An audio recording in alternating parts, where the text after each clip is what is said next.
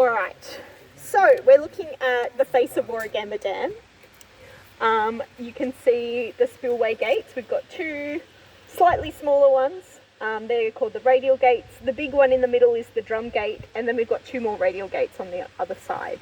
So when Lake Warragmaba is 100% full, the drum gate automatically opens. That's the one in the middle. If you've ever been to like a water park and things that have those buckets that fill up with water and then tip out when they're full, that's kind of how the drum gate works. So it fills up as the lake fills up and then tips forward, and then that's when we have the spill. That was the footage that we were looking at up in the visitor centre up there. You're probably thinking, are we spilling at the moment? I can see water coming down. No. We're not spilling. It doesn't look anything like the video we saw. But if you have a look up in the corner of the drum gate, you might see a little bit of water coming down. We've got a little bit of a leak. So because the drum gate's made of metal and the dam is concrete, it can't make a perfect seal. So we almost always have a little bit of a leak. And it's coming on either side like that because at the base of the drum gate there's a trough and the water kind of diverts around like that. So that's why we can see that. But that's okay because up this way is the Warragmaba River. So it needs a little bit of water. We do let water out of the pipeline for environmental flows a little bit further down as well for the rivers. But I'm going to tell you a little bit about the jobs involving the gate. So it's a team effort. There's the maintenance officers and the maintenance trade officers, mechanical and electrical engineers as well. So they do a full inspection once a year of the gates. They check that they're working all right, and if they need any maintenance at all, they use what's called stop logs to stop the flow, which blocks off the water, and then they fully open the gates manually.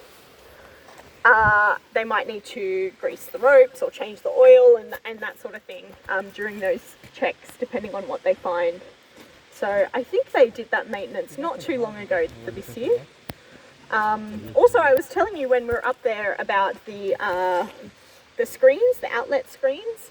Just yesterday, actually not yesterday, Wednesday, they were doing maintenance on that and changing some of those screens. So that was a very big day. We couldn't actually even go on with the school we had on Wednesday. We couldn't go on the top of the dam. So lucky you didn't come that day because we wouldn't be doing much up there. All right. So when the lake is full, we're at about 97% at the moment. So about a metre below full capacity. I think it's like 0.93 or something of a metre below full capacity at the moment. But when we are full and a little bit over full and the drum gate opens up, we're in flood operations. So that's a flood. The water will be coming down and going up this way, up the river, and to other places downstream. I know somebody was saying they live in the Hawkesbury, near the Hawkesbury River, and that would be affected definitely during that time. One from the dam, as well as normally if we're flooding here, it's flooding down there anyway. So during our flood operations, we have people here 24 hours a day, 7 days, while the flood's happening, and they work in shifts. They usually do 12-hour shifts, so there'll be somebody doing the day shift and people doing the night shift. We'll have a coordinator, the maintenance officers, the maintenance trade officers, mechanical and electrical engineers, and then our maintenance supervisors and team leaders. So they'll take shifts and work. There'll be people here all the time. So they'll have breakfast, lunch and dinner here, midnight snack if they're on the late shift. And then they might do 7 days of work, working 12-hour shifts, either day shift or night shift, and then they'll have to have a couple of days off, and other people will come in and do other shifts. So if the flood goes on for a long time, sometimes they're really scrambling to make sure that they've got enough coverage during that time if we've got a lot of rain. So they do lots of monitoring. The coordinator manages the team, and then there's at least one person of like one maintenance officer, one mechanical officer, one electrical officer, one engineer, and one supervisor or team leader. And yeah, they just communicate their operations as well. so that if there is a risk of, oh, we're going to get even more and we're going to have to, the gates are going to open up even more, they can send the communications downstream and things like that as well. So that's definitely important, and that that happens through the communications team as well. Yes, okay, I'll point out another thing. I'll talk about a couple of the floods recently. I think the one that was playing up there is that 2022 flood, which was November 2022. That was our last major spill. We have had quite a few since then. When we refer to floods, we talk about how often they might occur in terms of the years. So that one was a 1 in 40 year flood, the November 2022. We can withstand up to a 1 in 1,000 year flood. So quite a big flood. That was still a pretty big flood. If we have a look over at the other side, at the west bank over there, you can see those panels. And then we just look just down a little bit, you can see that ladder in a cage, just on the side of the cliff there, on the gorge. So during that, that's how high the water level during that 1 in 40 year flood in November 2022 got. And that cage has since been replaced, but it actually twisted from the force of the water. You can see there's a boulder that's come out, that was during that flood, and another slightly smaller one but still pretty big one down there, if you look down towards the river. And then these panels on this on the west bank across from us, they got ripped off. They've again been replaced. They were replaced last year, I think, just for them to replace that. They got ripped off during that flood. Now what those panels are covering are called post-tension anchor cables, which basically Warragmaba was designed as what's called a concrete gravity dam. So it's made of concrete, and basically it was held in place by gravity. Over time, to meet international dam safety standards, they realised that to make it really safe, they needed to, and withstand all the floods and things that they could have in this area, they needed to bolt it into the cliff face as well. So that's what those post-tension anchor cables are doing. They're holding onto the dam into the cliff. So the people that work on those are the maintenance officers and the maintenance trade officers.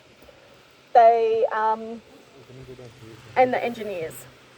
So yeah, they do checks to check that they're still working, replace the covers if they need to and the caps, and the engineers oversee any projects that are happening with those as well. So they regularly maintain those and sometimes replace them if they need to. Any questions so far? No, I know I've done a lot of talking. Maybe I'll tell you, oh yeah, you've got a question. This bit is not as deep as the lake. This is not the water that Sydney drinks. Yeah, I'm not 100% sure how deep this bit is. I think it's about 40 metres or something like that. It's compared to the lake, it's not that much. This is called a stilling pond. So basically it comes down here and the water's still before it goes up to the river. So we don't use this water for drinking. Sometimes if it's a clearer day, you might see fish and turtles, but it's a bit hard to see that today.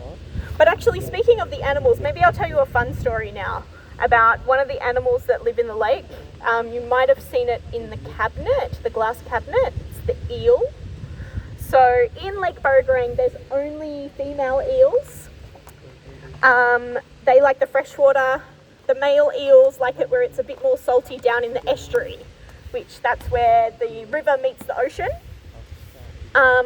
Now, when we're spilling, or just before the spill, the eels in the lake will, that are ready to make the next part of their journey, will wait at the spillway gates, and then when the spillway gates open, they'll ride them tail first. So they go backwards to protect their heads. And then they swim up the Warragmaba River, which you can see here, which goes into the Nepean and Hawkesbury rivers and goes out to the oceans, and then they swim all the way to Vanuatu. Has anybody been to Vanuatu before? That's so far. Yeah. It's a long way. If you go on a cruise, it probably takes a few days to get there. So they swim all that way, the boys and the girls swim all that way. And then they have their babies there. So something about the waters around Vanuatu is the best for eels to have their babies. For the adults, I always say to the younger kids, that's a trip of a lifetime, they don't come back. The female eels actually can't eat anything in salt water. So before they make that journey, when they're in Lake Burragarang, they basically bulk up, they eat as much as possible, and then they don't eat again for the rest of their lives, basically. So trip of a lifetime. The babies do come back though. So they come back to the coast of Australia. One way they can get back here is going back up those Hawkesbury, Nepean River and the Warragmaba River. They're about this big, about 30 centimetres. They're called elvers. And they want to get back into Lake Burragarang, but there's a big concrete dam in the way. So what they do is they're amphibious. So they wriggle out of the water into the bushland and go around and go on the other side. One of our scientists that works here at Water New South Wales, Joe, he studies fish and particularly eels, and so he's tried to set up a camera. He actually hasn't seen them this season. He was expecting to see some and he hasn't. His theory is that they're maybe going a bit further down the coast and coming in another river instead. But they have seen them before in the past to do that journey. Some of our maintenance officers and things who work inside the dam have found them, the elvers inside the dam, and then they call up Joe going, what do I do? And he tells them to carefully put them into a bucket and transport them into the lake. So they're pretty clever. They're, just instinct making that journey. All right, any other questions? How do they go to Vanuatu? They swim there. Oh, wait, no, how does How this do they guy know? Yeah. It's just instinct. I don't know if they particularly even know how. I mean, eels are one of those things, they're not fluffy and cuddly, so they're not studied as much as other animals are. So, yeah, I think they're still kind of working some things out about why that particular place. I think New Caledonia, which is in that similar region, is another area they go. Just that kind of general region. It must be something about maybe the tropical waters and things like that is conducive for them having children, having their babies there. I also got another question. What's up with the white things underneath the pillar? That would be a build-up of mineral like lime, I think that one might Mineral be. lime? Minerals. Oh. Like lime or something, Yeah. lime scale, that sort of thing. That's what this stuff is as well. This here? Yeah, like in the water. Oh, that's lime. I just thought it was seafoam. Yeah. Any other questions? Yeah, I thought it was just seafoam too. That's crazy. Minerals. No, did you want a group photo?